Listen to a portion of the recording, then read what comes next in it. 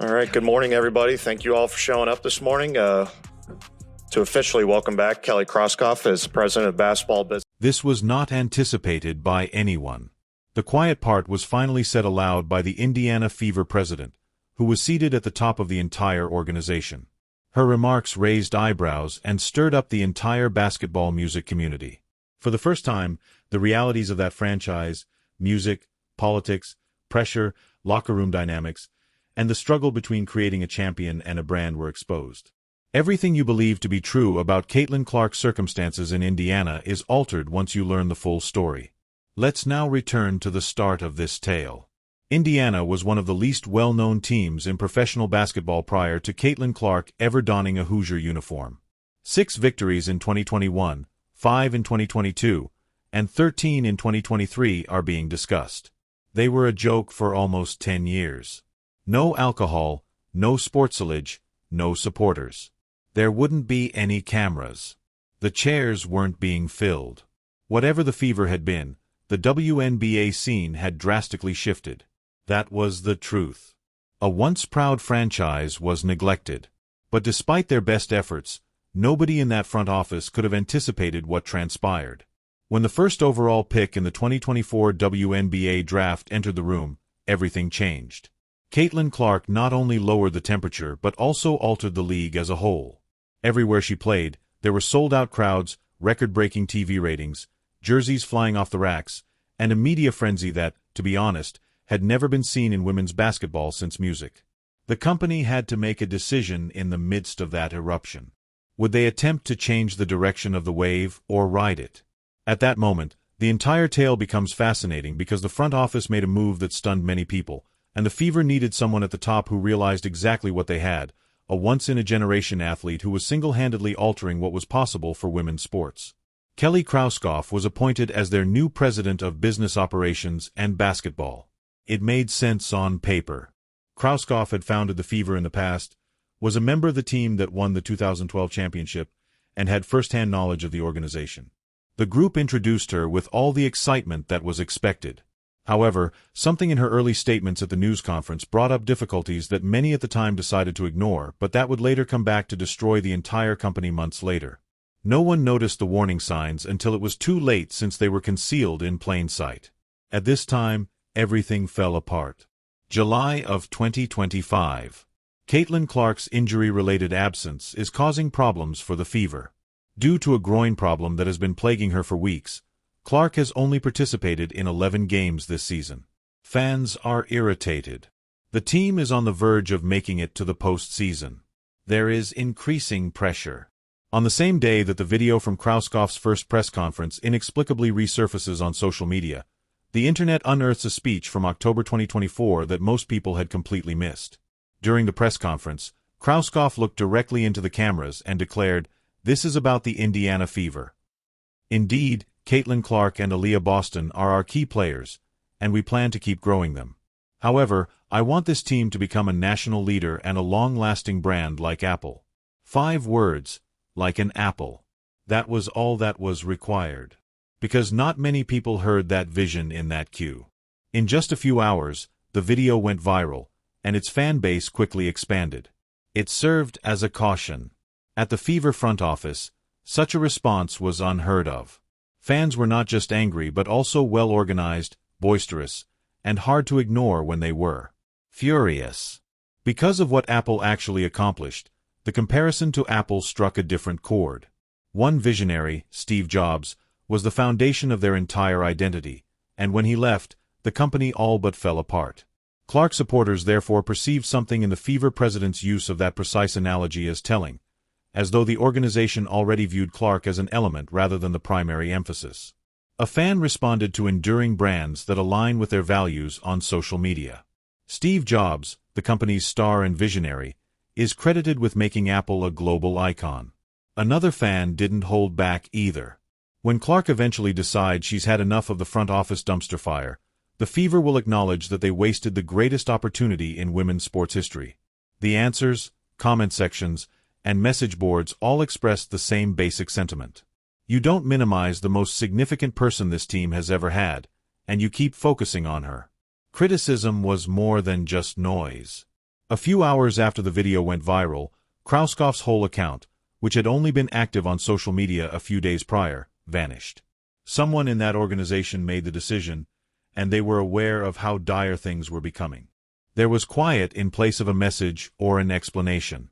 The players on the court, the ones who actually suit up next to Caitlin Clark every night, were telling a totally different and far more truthful story while the front staff was being demonized online. This is where things become even more difficult. When Lexi Hull, one of Clark's closest friends, applied for a story in Glamour magazine, she had nothing. Although virtually no one in a Fever uniform had previously been willing to reveal, Hull said that everyone in the league already knew. Because of the media attention and the people who have supported us since Caitlin arrived, I believe there is some envy over the Fever. She went one step further and disclosed that teams from all over the league had been publicly discussing things like, "We can't let the Fever win," in their own locker rooms. A disturbing reality that had been developing for 2 seasons was revealed by Hull's remarks. These days, the Fever do more than simply play hoops. Every time they play, opposing teams target them because of a single member of their team rather than the team's performance as a whole. Sophie Cunningham went one step farther. The player who established herself as Clark's enforcer on the floor and made it obvious early on that taking cheap shots at her teammate would have consequences had already come forward, and it has been established that being physically attacked and receiving an unending welcome to the W moment. Even objective onlookers were shocked by the intensity of the hard play directed at Clark by the time her groin injury ended her season after just 13 games, and many were seriously questioning whether the referees had adequately protected her. A growing percentage of people who were listening carefully said that the answer was no. However, it was only the beginning as the inside tale of what it's actually like to be Caitlin Clark's co-worker began to emerge as all of this was happening in the public eye. It was likewise not what the critics had anticipated. The most common accusation made by Caitlin Clark's detractors was that she caused issues in the lavatory. The players disliked her because they believed that no team could defeat the Fishers due to their notoriety and attention. In a September 2024 podcast, Hall of Famer Cheryl Swoops said that important Fever players were subtly expressing their lack of enthusiasm for attending, that the situation surrounding Clark was out of their control, and that it quickly spread. The Fever became part of the background noise as they approached their second season together. Or there was music playing everywhere. Unless, of course, Clark felt obliged to appear as a guest on another March Madness program hosted by Subbard and Diana Taurasi. She faced it head-on. She wasn't upset. She didn't act defensively. She was remarkably composed about it. You basically grow accustomed to people assuming they know what goes on behind closed doors when, in fact, they don't. Music. She continued to receive encouragement from her co-workers in that locker area. During the 2025 playoffs, Clark's teammates flooded the floor once she recovered from her injuries. They ended her interview after the game. They unexpectedly appeared for her. There was a huge celebration in the locker room when the Fever won the Commissioner Cup. When players bonded, it didn't read like a show. Laughing and really joyful for one another. This is what the media hasn't yet combined. Caitlin's status was never the main emphasis of the Fever story. She was liked by her teammates. It concerned whether the front office, which was in charge of them all, was prepared to surround her with the required parts and give the project their whole focus. Aaliyah's ties at the court level were genuine, which explains the disparity. Music. Clark and Boston were good friends. Lexi Hull was observed being careful.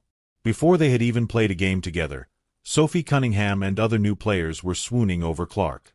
The rookie who made the final roster, Michaela Timpson, respected Clark in a way that is difficult to duplicate.